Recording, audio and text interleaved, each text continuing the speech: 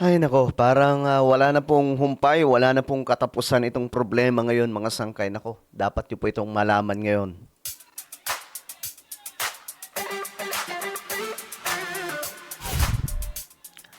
Good day mga sangkay, sa kabila po ng medyo bad news na balita po natin ngayon na dapat po ninyong malaman. Okay, para hindi po kayo mabigla ha. Panoorin nyo po itong vlog po natin ngayon.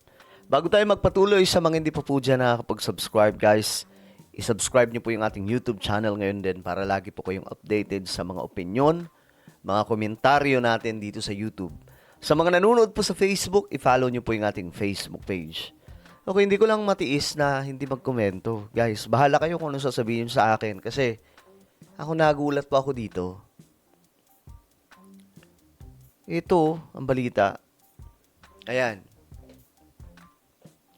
Government imposes higher fit-all charge on power consumers.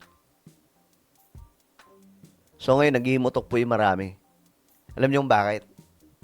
Tataas na naman po.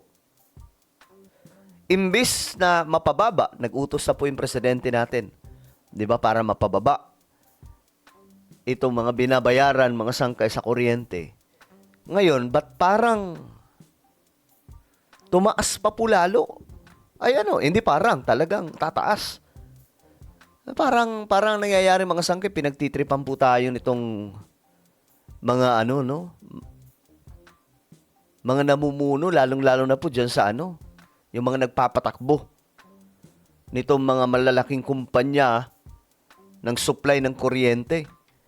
Ayan o, the Energy Regulatory Commission. Sana pukpukin to ni PBBM, no? Kasi masakit to sa ulo.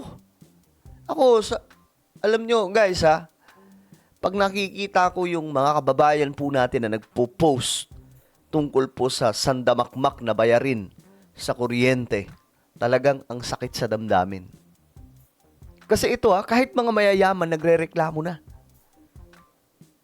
Kahit yung mga tayo nga mga sangkay na mahihirap lang, nagrereklamo po tayo. How much more? Yung mga mayayaman na umaabot po ng 80,000, 100,000, 200,000, yung kanilang binabayaran. Kaya nga po ngayon, isa po sila sa nananawagan na ibaba o alisin na po yung mga binabayaran natin na hindi naman dapat tayo ang nagbabayad.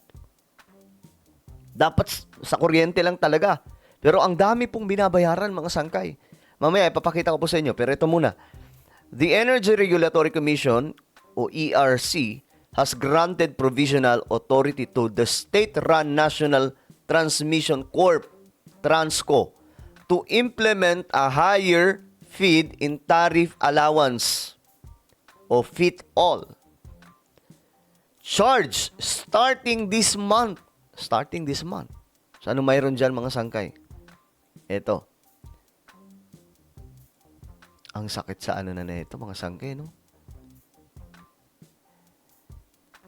Tariff allowance, which is charged to all on-grid electricity consumers to fund incentives for renewable energy projects, will increase to 0.3,359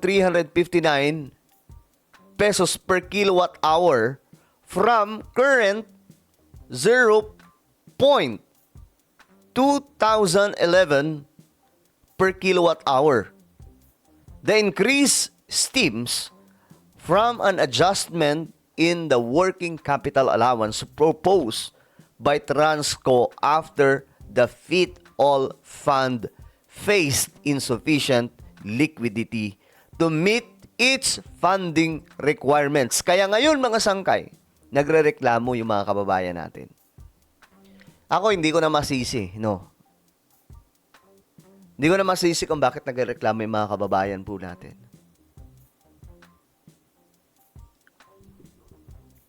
Kasi dapat mapababa po talaga yung presyo nitong kuryente. Alisin na po yung mga... Kasi ito pakita ko sa inyo. para mas magets nyo.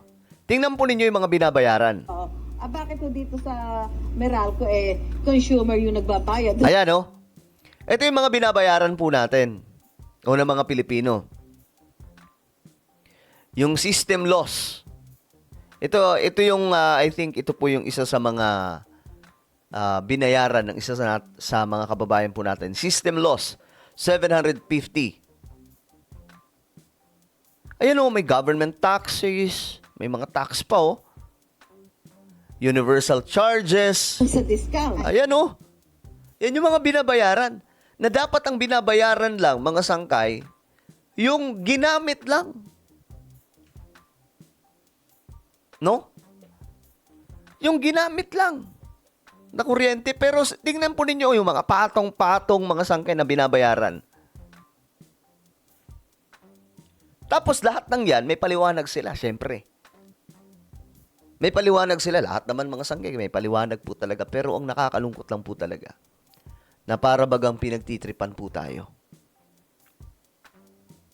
Isipin nyo mga sangkay. Ang dami pong binabayaran imbis na ito hindi ang totoo pala dito, hindi lamang po sa Metro Manila ng Meralco may ganito. Pati po sa mga probinsya may mga ganito din daw po. So nakakalungkot na parang kinakain at nilalamon po tayo ng mga nagpapatakbo o kahit po mga sangkay ng sarili po nating gobyerno. Nakakalungkot. Hindi ko alam kung anong gagawin dito ni PBBM since sa zona niya mga sangkay talagang pinagalitan niya po doon yung Meralco, no? At gusto niyang tanggalin ang system loss at kung ano-ano pang mga binabayaran dito. Pinapamadali pa nga daw po. Ayon po kay Erwin Tulfo, pinapamadali ng ating presidente. Pero ngayon, mga sangkay, ito yung balita, oh. Ano na naman to? Ito, as a result, households consuming 500 kilowatt-hour of electricity per month are expected to pay about 168 in feed-all charges alone. So, may dagdag na naman. Kaya mga sangkay, good luck. No, good luck na naman po sa mga kababayan po natin. Grabe. Ayan po yung mga nagko-comment. Ako, hindi ko na masisi kung bakit ganito. Yan o, grabe. Yung mga komento ng mga kababayan po natin. Alam nyo, it's time na para buksan yung bansa natin sa mga dayuhang negosyante na pwedeng mag-invest dito. Pati po sa pagpapatayo ng mga planta ng energy supply. Kasi mga sangkay, hanggat yung mga yan lang ang nandito sa Pilipinas, mga kapwa natin Pinoy na ginugulangan po tayo, wala rin. Ganun lang din yun, mga sangkay. Maulit-ulit po tayong lulukohin. Ang sakit na sa bulsa na ito. Guys, magkano yung bigas? Magkano yung karne? Magkano yung gulay? Mataas na nga po yung gulay ngayon. Pumunta kayong palengke. Ang taas ng presyo. Magkano yung upa? Magkano yung kuryente pa? Magkano yung tubig? Magkano na lang yung sasahurin nila? Magkano na lang yung makukuha nila sa sahod nila? Ng mga kababayan po natin. Nakakaano na ito mga sangkay, nakakadismaya itong nangyayari ngayon sa Pilipinas. Kakatapos lang ng SONA. Yung Pangulo natin, inanawagan. Pero mga sangkay, tila baga hindi po pinapakinggan ang presidente natin. Diba? Bakit hindi po pinapakinggan? Ganun ba talaga kalakas ang mga oligarko sa ating bansa? Kung iisipin, tama si Digong, no? Na itong bansa po natin, talagang pinapatakbo lang ng mga oligarko.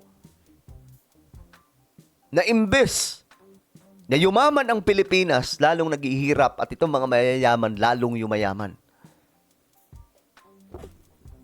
Nakakalungkot, mga sangkay. So ano po ang inyong opinion tungkol dito? Guys, i-share po natin para marami po makapanood. Grabe na itong nangyayari. Imbis na bumaba ang presyo ng babayaran sa kuryente, mas palalo. Nakaraan mga sangkay, pinapagbayad yung Meralco ng ilang bilyon yun. Tapos maya-maya, mga sangkay nagbalita na sinisingil din ng Meralco yung ganito, yung mga consumers. So wala rin, parang pinagtitripan lang din po tayo. Di ba? Pinagtitripan yung mga Pilipino. Anak ng tokwa. Well, ano po ang inyong opinion? Comment down below. Meron tayong YouTube channel. Ito po ay Sangkay Revelation. Hanapin niyo po ito ngayon sa YouTube. Kapag nakita niyo na, i-click niyo po yung subscribe, i-click ang bell, at i-click niyo po yung all. Ako na po ay magpapaalam. Mag-iingat pong lahat. God bless everyone.